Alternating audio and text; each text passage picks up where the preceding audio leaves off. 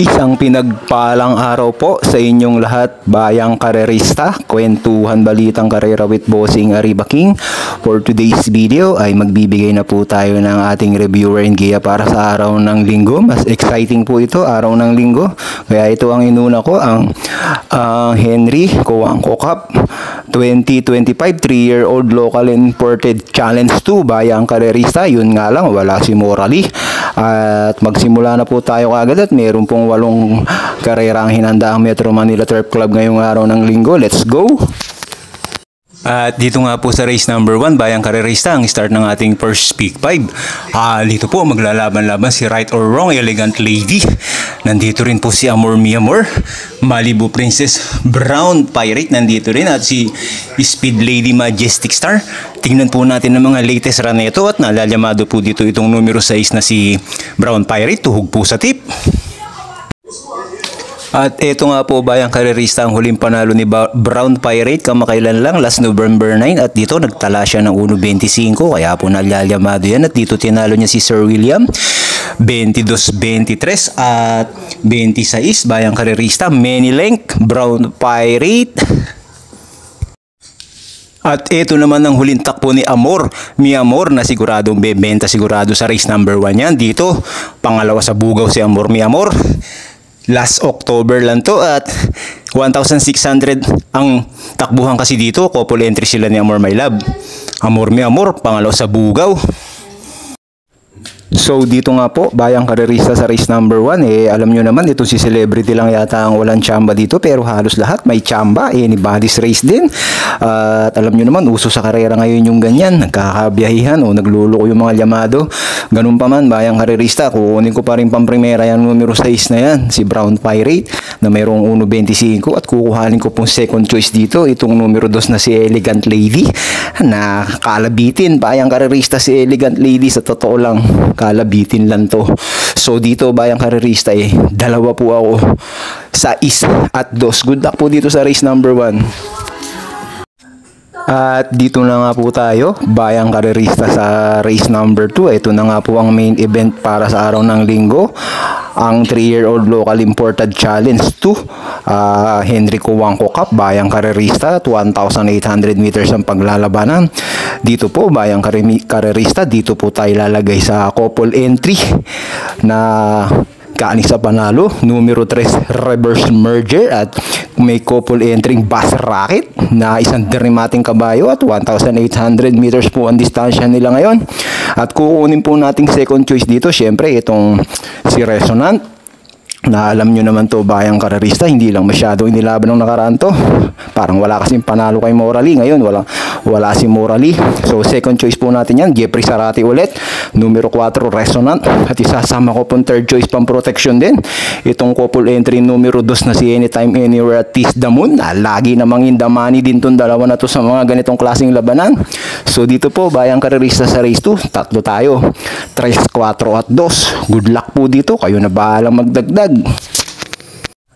At dito na po tayo sa pangatlo, race number 3. Dito po bayang karerista, start ng peak 6. Dito po Storm Landing, Charge the Castle, Big Battle Mang Nano, at nandito din si Wild is the Wind, bayang karerista, Border Force, River Rose na galing sa panalo, Field Runner, bayang karerista. Dito po sa race number 3, ako po parang gusto ko na solohin itong numero 2 na si Charge the Castle. Napakababa po nito sa laban, di ko alam ba't nadihado to dito. Tingnan po natin yung huling panalo ni Charge the Castle sa 1,400 meters. Races Scramble for front position, part-time lover Bright 3, Charge the Castle is running by Adrella. Charge the Castle, Bright 3, part-time lover on the outside, Lucky Hilda. Charge the Castle running by Adrella, part-time lover on the outside, Bright 3 in third. And in fourth comes Lucky Hilda, Catbell del Campo running by the release, Doña Leoncia with part-time lover, the leader by a lane. Charge the Castle still in second, Bright 3, Catbell in fourth, Lucky Hilda, Upscale Bell, del Campo in between horses, Doña Leoncia on the outside, Black Star, then followed by Modern Legacy and Generative. And it's still part-time lover enjoying a lengthy. Charge the Castle still in second, Bright 3 on the outside.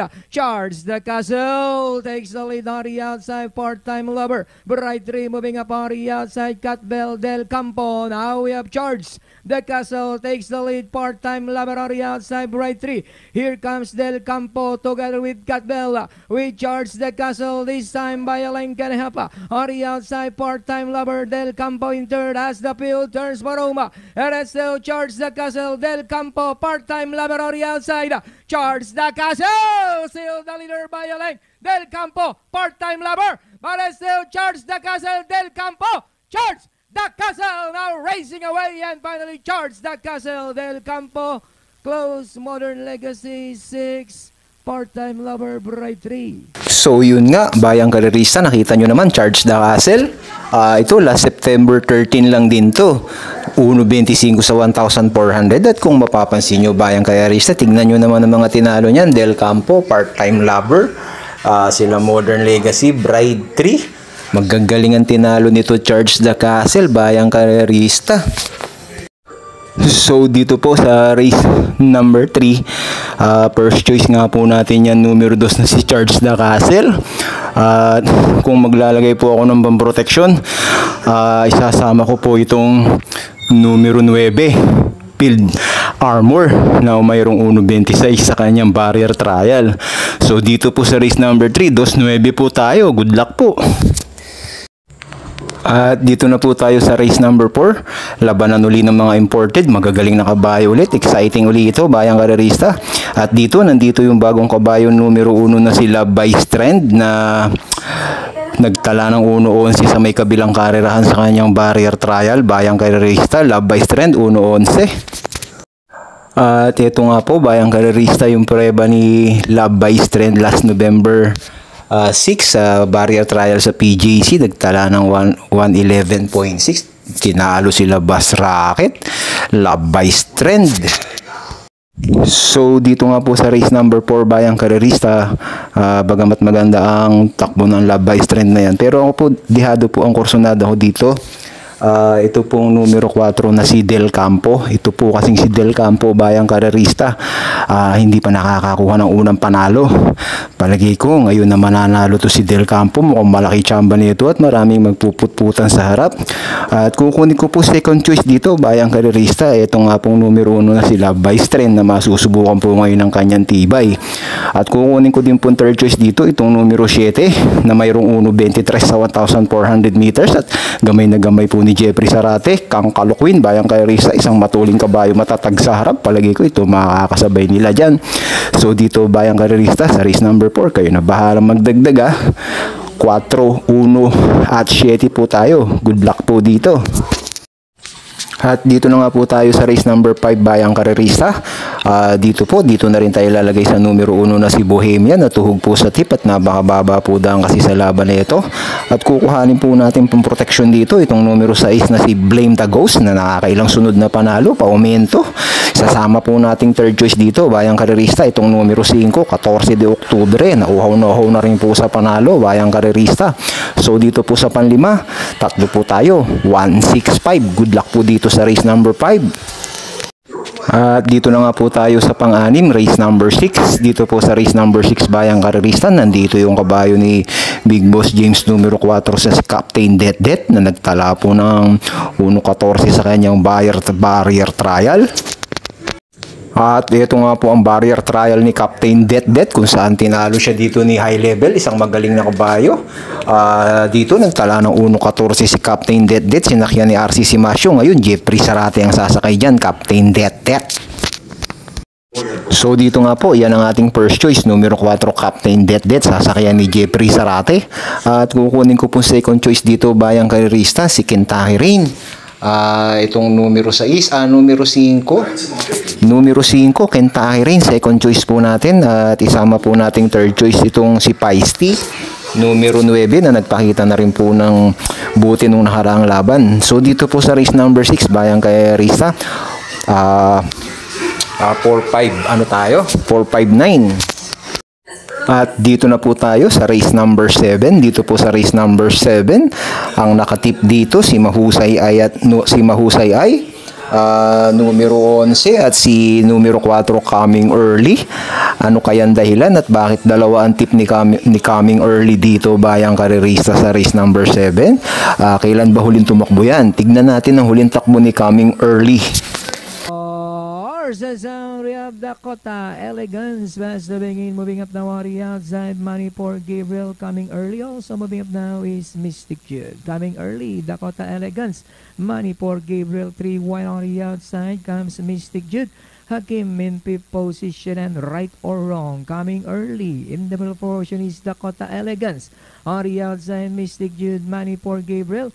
Hakim still in fifth by a gap of 6 lengths. Then followed by Super Spunky running by the release right or wrong. Coming early, the leader by half a length. Dakota Elegance in the middle portion. On the outside, Money for Gabriel. Mystic Jude 4 wide. Hakim still in fifth position. And it's still coming early by half a length. On the outside now is Dakota Elegance. Money for Gabriel still in third. Mystic Jude and followed by Hakim and title holder. And it's still coming early. Dakota Elegance now on the outside. Title holder in fourth position. In third.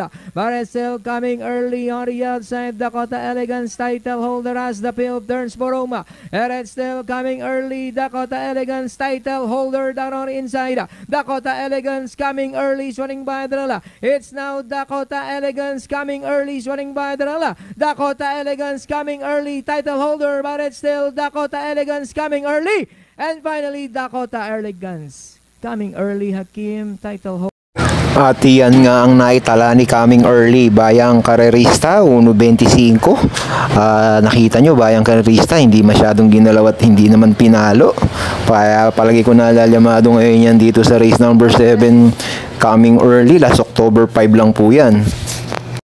So dito nga po sa race number 7, first choice na rin po natin yan numero 4 coming early at kunin po natin second choice itong numero 11 na si Mahusay ay na isang derimating kabayo, pwede rin isunod galing di sa isang magandang panalo yan. Palagay ko magkakampihan yung dalawa na yan at dahil itong si coming early Tupas at ito naman si Mahusay ay Patrick Uy ay may mga alaga din si Tupas dyan. So yan bayang karerista 4-11 at kayo na bahala magdagdag kung gusto nyo isama itong numero 8 na si Beautiful Yana. Di natin alam kung magpapakita ng buti si Beautiful Yana pero pwede rin natin isama yan. So dito bayang karerista, sama na natin yan. 4-11-8 tayo. Good luck po dito sa race number 7. Dito na po tayo sa last and final race, race number 8. Dito po bayang karerista, itong numero 10 na si Perfect Shot. Kung titignan nyo po bayang karerista, medyo lamang mas mabibigat ang mga kinalakalaban nito. Tsaka itong numero 9 na si Trumpeter, lumalaban po sa mga magagaling na grupo. So dito po bayang karerista, hindi na rin tayo lalayo. First choice natin numero 10 Perfect Shot at second choice po natin kuhanin itong numero 9 na si Trumpeter at isama po nating third choice itong si Lansing Gray. Palagay ko bayang karerista, lamang yung tatlo na yan. Kung sakasakali po bayang karerista na magkalokohan dito sa last race, baka mapabayaan. Maganda tinatakbo ngayon itong numero 5, numero 6 na si Flywheel. Yan ang kursonada kong long shot dito, numero 6 na si Flywheel. So dito bayang karerista, sabi ko nga 10-9-2 tayo, pero long shot natin dito yung numero 6 kung sakasakaling magkalokohan dito sa last and final race bayang karerista. So paano po, kayo na bahalang magdagdag, kayo na po bahalang magdagdag dito. 10-9-2 po tayo at long shot natin numero 6. Good luck po sa inyong lahat sa araw ng linggo at maraming salamat. Sa huli kayo pa rin pong masusunod. Sana nakatulong po sa inyo itong ating munting reviewer. Pakiusap ko lang po, please share, subscribe, and like po tayo. Maraming salamat po sa inyo mga idol. Good luck po sa inyo.